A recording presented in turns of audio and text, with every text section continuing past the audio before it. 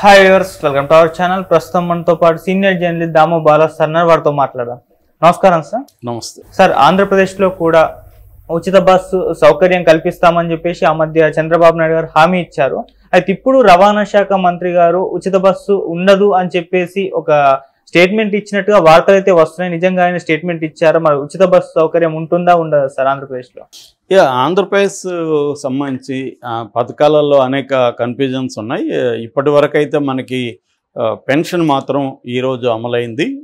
ఆయన చంద్రబాబు గతంలో ఏం చెప్పాడు అది అమలు చేస్తున్నాడు. 1000 రూపాయలు పెంచుతానన్నాడు. అట్లాగే 3 నెలలు 1000 కూడా యాడ్ చేసి ఇప్పుడు ఇస్తానన్నాడు. 7000 ఈరోజు ఇస్తున్నారు.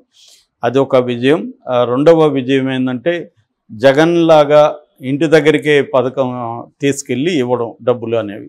అది చంద్రబాబు వస్తే చేయడం, మీరు బ్యాంకుల చుట్టూ తిరగాలని వైసీపీ ప్రచారం చేసింది. కానీ చంద్రబాబు అయితే చాలా సీరియస్గా తీసుకున్నాడు. జగన్ ఎలా చేశాడో అంతకంటే నేను బెటర్గా చేస్తున్నాను అన్నట్టుగానే నిరూపిస్తున్నాడు. అందులో ఏమాత్రం డౌట్ లేదు. దాదాపు 4000 పైన కోట్లు, 4000 కోట్ల పైన పెన్షన్లు ఇవ్వడం అనేది దేశంలోనే ఫస్ట్ అన్న రికార్డు కూడా చంద్రబాబుకే దక్కింది. 65 లక్షల మందికి పైన ఈరోజు పెన్షన్ ఇస్తున్నారు. అందులో కొంతమందికి 4,000 ప్లస్ 3 7,000 చేరుతుంది. కొంతమందికి 15,000 వరకు కూడా వెళ్తుంది. ఇలాగా రకరకాల సెక్షన్లకు కూడా ఈరోజు మార్నింగ్ 6 నుంచి 8 లోపల ఫినిష్ చేసే విధంగా యంత్రాంగం అంతా కదిలింది, పనిచేస్తుంది. అది అంతవరకు బాగానే ఉంది.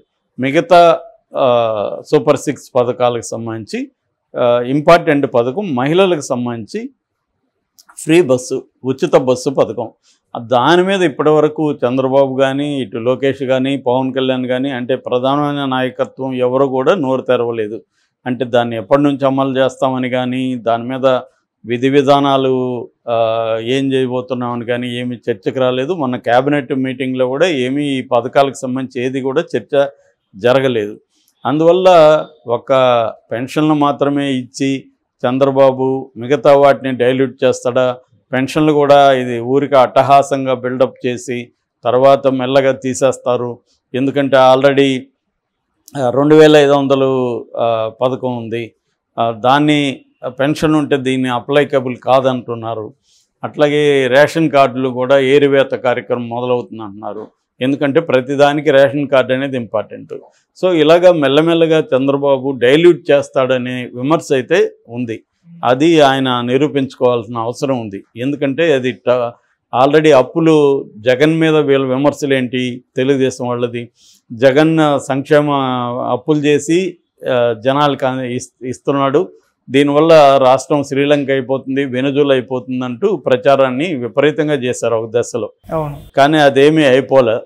శ్రీలంక అయిపోలేదు, రాష్ట్రం వెనుజులా కూడా అయిపోలే, బాగానే ఉంది. మరి ఇప్పుడు తను అంతకంటే ఎక్కువ ఇస్తున్నాడు. జగన్ 70,000 కోట్లు పర్ ఇయర్ ఇస్తే చంద్రబాబు 1,20,000 కోట్ల పైన పర్ ఇయర్ ఇవ్వాలి. అంత డబ్బులు మరి జగన్ తీస్తేనే అప్పులు ఎక్కువైపోయినాయి. మరి చంద్రబాబు ఎక్కడి నుంచి తెస్తాడు? ఇప్పటికే 10 రోజుల్లోనే 7,000 కోట్లు అప్పు చేశాడు చంద్రబాబు. సో ఇంకా అప్పులు అవుతుంది. ఈ అప్పులు అనేవి ఇప్పుడు ఇక్కడ కూడా మనం చూస్తే 6 నెలల్లో దాదాపు 30,000-40,000 కోట్లు ఇక్కడ కూడా అప్పు అయిపోయింది. ఎవరైనా అప్పు చేయకుండా సంపద సృష్టించిస్తామని ఒక కథ చెప్తారు తప్ప సంపద సృష్టి అనేది it takes a lot of time. నీకు ఇమ్మీడియట్గా కాదు. కానీ ఎవ్రీ మంత్ ఈ పథకాలకి రకరకాలుగా డబ్బులు వెళ్ళాలి. ఎవ్రీ ఇయర్ 1,20,000 కోట్లు ఎక్కడి నుంచి తెస్తారు? బడ్జెటే 3 లక్షల కోట్లు. అందులో ఉద్యోగులకి శాలరీలు ఇవ్వాలి, అంగన్వాడీ లాంటి వాళ్ళకి ఇవ్వాలి, తర్వాత ఇన్ఫ్రాస్ట్రక్చర్ ఖర్చు పెట్టాలి, ఆల్రెడీ ఉన్న నీటిపారుదల ప్రాజెక్టుల మీద ఖర్చు పెట్టాలి, అమరావతి కట్టాలి. చంద్రబాబుకి అయితే అదొకటి ఎక్స్ట్రా బర్డన్ ఉంది. సో వీటికన్నిటికీ సెంటర్ నుంచి ఫండ్స్ వస్తాయంటే డౌటే. ఎందుకంటే సెంటర్ ఈ 10 ఏళ్లలో పెద్దగా ఫండ్స్ ఏమి ఇచ్చింది లేదు. అప్పులు తీసుకోవడానికి పర్మిషన్లు ఇచ్చింది, కొంత విధిల్చింది. అంతకంటే అది కూడా జగన్ పదే తిరిగి చేసుకుంటే జగన్ అవసరం వాళ్ళకు ఉంది కాబట్టి ఇచ్చారు. ఇప్పుడు నిజానికి చంద్రబాబు లేకపోతే గవర్నమెంటే లేదు. ఆ స్థాయిలో చంద్రబాబు ఉన్నాడు. కానీ చంద్రబాబు ఎందుకు గట్టిగా డిమాండ్ చేయట్లేదు? మొన్న చంద్రబాబు ప్రమాణ స్వీకారానికి వచ్చినప్పుడే మోడీ దగ్గర కొన్ని హామీలు ఎందుకు ఇప్పించలేదు, అన్న విమర్శలు కూడా వస్తున్నాయి. ఓకే. అయితే ఇప్పుడు వైసీపీ ఆత్మరక్షణలో ఉంది కాబట్టి పెద్దగా విమర్శలు కానీ లేకపోతే ఉద్యమాలు కానీ పెద్దగా లేవు. ఎందుకంటే ప్రతిపక్షం నిర్వీర్యంలో ఉంది. సో ప్రతిపక్షాలు గట్టిగా మాట్లాడే పరిస్థితి లేవు. అందుకని షర్మిల లాంటి వాళ్ళు ఇప్పుడు కొంత మెల్లగా నోరు విప్పుతున్నది. ఈయన ప్రత్యేక హోదా తీసుకురమ్మంటున్నారు. ఆల్రెడీ మనకి బీహార్ ప్రత్యేక హోదా రావాలని వాళ్ళ జాతీయ కార్యవర్గం జేడీయూ జనతాదళ్ యునైటెడ్ జనతాదళ్ జాతీయ కార్యవర్గం తీర్మానం చేసింది. మరి చంద్రబాబు ఎందుకు తీర్మానం చేయట్లేదన్న విమర్శలు చంద్రబాబు మీద ఉన్నాయి. నేను దీని మీద నిన్న చెప్పాను. సో ఓవరాల్గా ఏంటంటే చంద్రబాబు తను ఇచ్చిన సూపర్ 6 పథకాలని నిజంగా అమలు చేస్తాడా అన్న డౌట్లు అయితే ఇప్పటికి కూడా ఉన్నాయి. పెన్షన్ అయితే సక్సెస్ఫుల్గా ఈరోజు అమలు చేశారు. ఇప్పుడు రెండవది ఏంటంటే ఉచిత బస్సు పథకం. దీనికి సంబంధించి రవాణా శాఖ మంత్రి రాంప్రసాద్ రెడ్డి, మెండిపల్లి రాంప్రసాద్ రెడ్డి నిన్న ఒక మాట అన్నాడు. అదేంటంటే మేము ఖచ్చితంగా అమలు చేస్తాం, బట్ ఎప్పుడు అనేది చెప్పలేము అనేది అంటున్నాడు. ఇక్కడే డౌట్ వస్తుంది జనాలకి.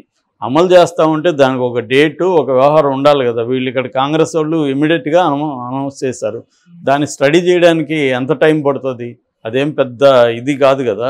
ఆల్రెడీ కర్ణాటకలో ఉంది, తెలంగాణలో ఉంది, తమిళనాడులో ఉంది, ఢిల్లీలో ఉంది, ఈ రాష్ట్రాలంతా ఉంది. చేయాల్సింది ఏంటంటే ఏ రాష్ట్రంలో ఎలా అమలు అవుతుంది. ఫర్ ఎగ్జాంపుల్ తెలంగాణలో ఎలా అమలు అవుతుంది? ఓన్లీ పల్లె వెలుగు ఎక్స్ప్రెస్ బస్సులకు మాత్రమే ఇచ్చారు, మిగతా బస్సులకి ఇవ్వలేదు. అట్లాగే బార్డర్ వరకే ఇచ్చారు. అదే కర్ణాటకలో కొంత ఎక్స్ప్రెస్లకి కూడా మిగతా వాటికి కూడా ఇచ్చారు. ఎక్స్ప్రెస్లు పల్లె వెలుగుతో పాటు మిగతా వాటికి కూడా ఇచ్చారు. బార్డర్ దాటి 20 కిలోమీటర్ల వరకు కూడా అక్కడ ఇచ్చారు. సో అక్కడేమో సపరేట్గా ఒక స్మార్ట్ కార్డ్ ఇష్యూ చేశారు. ఇక్కడేమో ఆధార్ కార్డుతోనే నడుస్తుంది. అయితే దీని మీద ప్రధానమైన విమర్శలు ఏంటంటే కొత్త బస్సుల సంఖ్యను పెంచకుండా ఉన్న బస్సులే కానీ నువ్వు ఈ స్కీమ్ పెడితే విమెన్ విపరీతంగా ట్రావెల్లోకి వచ్చేస్తారు.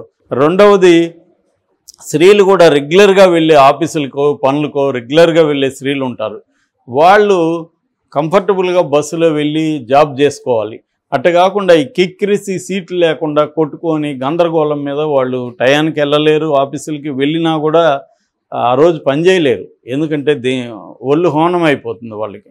సో అందువల్ల వాళ్ళందరూ కూడా దీని మీద విపరీతంగా విమర్శలు పెడుతున్నారు. బాబు దాని బదులు మేము డబ్బులు ఇస్తాం, బస్సులు ఎక్స్ట్రా వేయండి, ఆ బస్సులో మమ్మల్ని ఎక్కించండి, మేము మంచిగా డబ్బులు ఇచ్చి మేము వెళ్ళి మా జాబులు చేసుకుంటాం, ఈ టార్చర్ ఏంది మాకని వాళ్ళు విమర్శిస్తున్నారు.